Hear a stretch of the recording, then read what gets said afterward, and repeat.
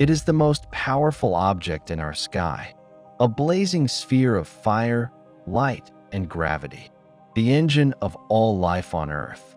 The sun, for all our history, from ancient rituals to modern science, the sun has been both a beacon and a mystery. It rises, sets, and pulses with energy that shapes our world every second. Yet for centuries, we knew only its surface, only its face, its interior, its heart, its motions, its secrets remained hidden. That is, until we learned to listen, not with ears, not with microphones, but with light, with Doppler shifts, with mathematics. Helioseismology, the study of waves rippling through the sun, has revolutionized our understanding of this familiar stranger. What lies beneath the sun's surface? What drives its magnetism, its flares, its wild moods? And how did we go from looking at the sun to hearing it? This is the story of a new kind of astronomy, one where sound waves unlock the heart of a star, a cosmic symphony that reveals how the sun truly works and what it might become. The sun is not solid. It is not silent.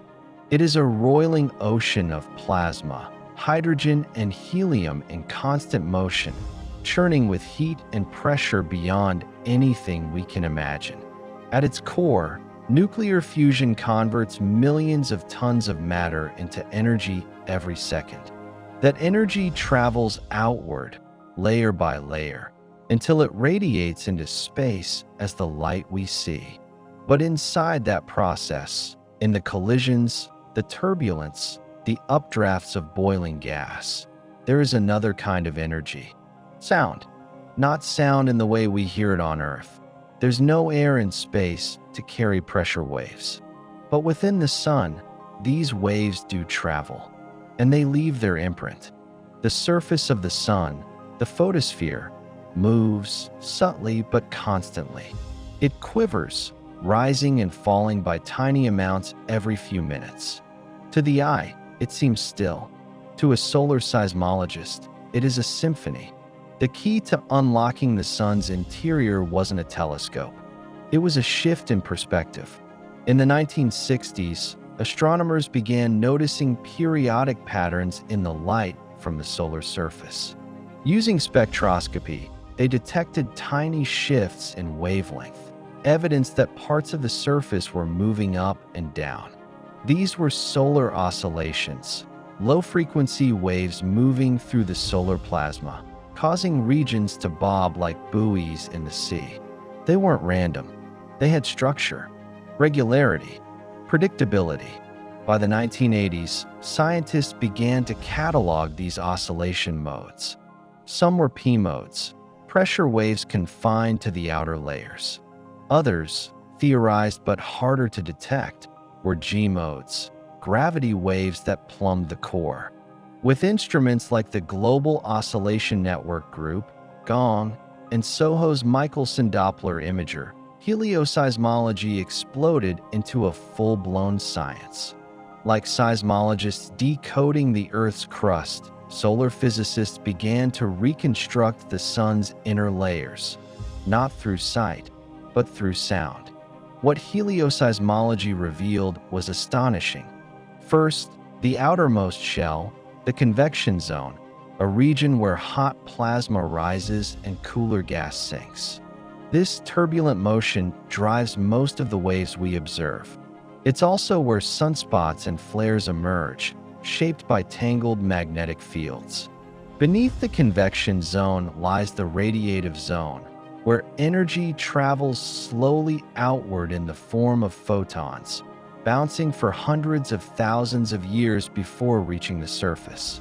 And then, at the very center, the core, a dense, infernal region where temperatures exceed 15 million degrees Celsius and where hydrogen fuses into helium. Helioseismology allowed us to probe the boundaries of these zones. We discovered the tachocline, a transitional layer between the rotating outer layers and the more stable inner ones. This razor-thin region plays a critical role in generating the sun's magnetic dynamo, a process responsible for the 11-year solar activity cycle. We even learned that the sun's equator rotates faster than its poles, a phenomenon known as differential rotation, twisting magnetic fields and driving the sunspot cycle. Without sound, we would never have seen it. With helioseismology, we mapped it in detail. The sun is not a steady star. Its surface erupts with sunspots, solar flares, and coronal mass ejections, each tied to the sun's tangled magnetic fields. But what causes these patterns? What triggers the sun's magnetic highs and lows? Helioseismology helped provide the answer. By tracking how wave speeds vary across latitudes and depths, scientists observed changes in the sun's internal rotation, linked to its magnetic cycle. They watched as torsional oscillations, subtle shifts in rotation speed, moved from the poles toward the equator in sync with the sunspot cycle. In other words, the sun's heartbeat foretells its storms, and it has allowed scientists to forecast solar activity, helping us predict solar flares years in advance, a vital tool in an age where satellites, astronauts, and power grids are vulnerable to solar tantrums. There is one side of the sun we cannot see, the far side, turned always away from Earth. But helioseismology broke that boundary, too. Using a technique called helioseismic holography, scientists began measuring how waves from active regions on the far side travel through the sun's interior and emerge on the near side. By analyzing the timing and phase shifts of these waves, researchers can create seismic images of the sun's hidden hemisphere. It's as if we're using sonar, not in water, but in plasma. These far-side maps have become an essential tool in space weather forecasting, giving Earth days or even weeks of warning before dangerous active regions rotate into view. In a very real sense, we now have 360-degree awareness of the sun's behavior. There is one place, however, that remains elusive: the solar core, where all energy begins, where fusion is born, a region no light escapes for thousands of years. The only hope of observing the core directly? Gravity waves, not the space-time kind, but G-modes, deep, slow oscillations that resonate only in the sun's innermost layers. These waves are faint, buried, but tantalizing hints of them have begun to emerge, suggesting the sun's core may rotate faster than the outer layers and may harbor more dynamic complexity than we imagined. Unlocking the G-modes remains one of the great frontiers of helioseismology, and with new tools like space-based interferometers, artificial intelligence, and machine learning, we may soon hear the core's hidden song. Helioseismology didn't just change how we see our sun, it changed how we study all stars.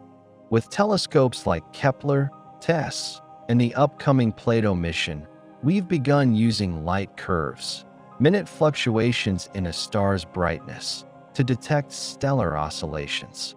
We can now distinguish red giants from subgiants, measure the lifetime of stars, and map the evolution of galaxies by the age of their stars. In essence, we've developed a cosmic stethoscope, listening to the heartbeats of suns across the galaxy. And it all began with listening to our own. The sun has always spoken. It spoke in warmth, in light, in shadow and flame. But only recently have we heard its true voice, a voice of deep vibrations, echoing through plasma and fire, a voice older than Earth itself. Thanks to helioseismology, we've learned that our sun is more than a glowing ball of gas. It is a symphony, a constantly shifting, vibrating structure full of rhythm and resonance. It hums with pressure. It pulses with fusion. It whispers secrets through waves we've only just begun to hear. And as our tools improve, As our understanding deepens, the music grows clearer. From the birth of solar storms, to the mysteries of the core, to the life cycles of stars beyond our galaxy, we now live in a universe alive with sound.